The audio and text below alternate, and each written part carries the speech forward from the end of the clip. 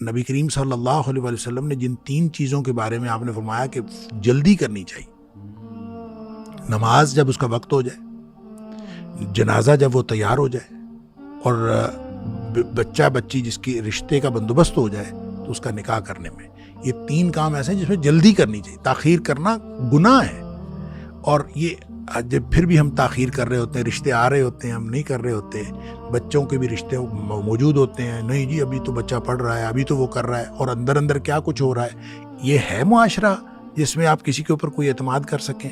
اس معاشرے میں نہ کوئی سینسرشپ ہے، نہ کچھ ہے، اور اس معاشرے میں جیسے خود ہی آپ بتا رہے ہیں کہ جناب وہ استاد ہی ان کا جو ہے وہ 5-5 ہزار لے کے ان کے آپس میں نکاح بھی کروا رہا ہے اور کیا کچھ کر رہا ہے۔ تو اس طرح کے معاشرے کے اندر بچے بچی کی شادی فوراً کر دینی چاہیے۔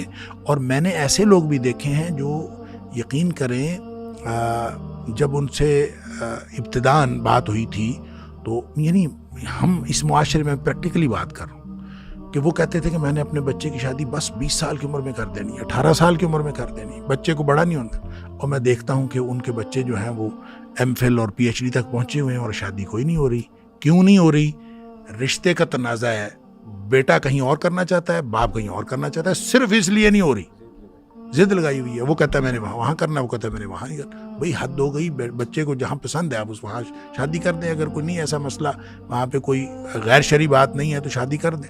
اکثر ماں باپ کے ہاں یہی پرابلم، ذات پات بھی بہت ہی، لہٰذا ماں باپ جو ہیں وہ اپنی ذمہ داری کو سمجھیں، اور اگر ان کی وجہ سے بچہ بچی گناہ میں مبتلا ہو گئے ہیں تو یہ گناہ ماں باپ کے اوپر ہے، لہٰذا وہ اپنے آپ کو بھی اس عذاب سے بچائیں اور بچے بچی کو بھی عذاب سے بچائیں، اور ان کی ٹائملی شادیاں کریں۔ اس سے بڑی اور کوئی بات نہیں ہے۔